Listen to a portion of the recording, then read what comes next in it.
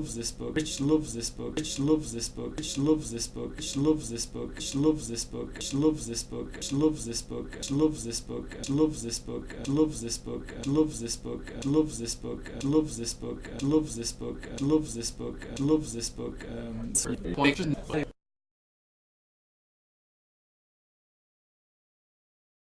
See, it does that thing, and then it starts working again. Okay, so we should be back on track. I should just pretend I was telling you a really personal, deep, dark secret, and I've just come to the end of it, and they've all missed it.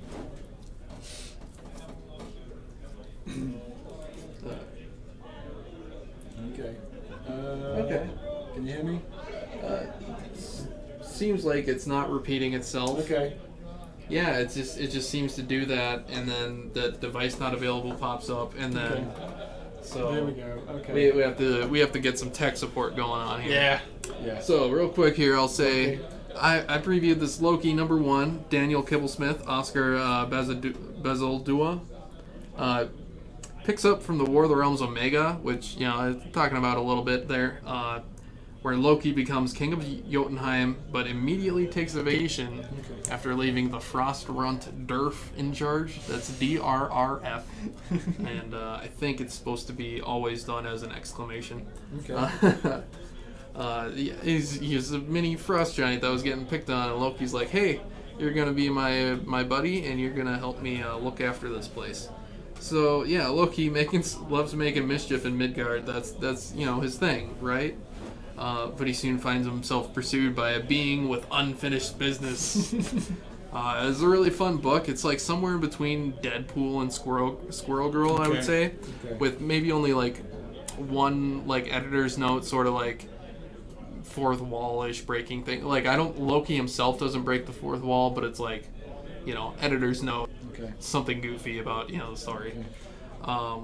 It feels like an episode of Parks and Rec or The Office, and I looked up Daniel Kibblesmith, and he is a TV writer. So this feels like it's getting me pumped for that Loki TV show that has been rumored, or is it announced? I don't know if it's like official. I cannot keep up with those kinds of announcements. There's so many things going on with media, the Marvel media. I mean, it's hard enough for us just to keep up with the comic stuff that gets announced. Like, at least you get to see like everybody's orders and everything. Yeah, that's true. I have to really try to like read through my previews and make sure I'm like ready for the next show. Yeah. But yeah, this is a fun book. I think super fans of Loki will eat this right up because it's really goofy and fun.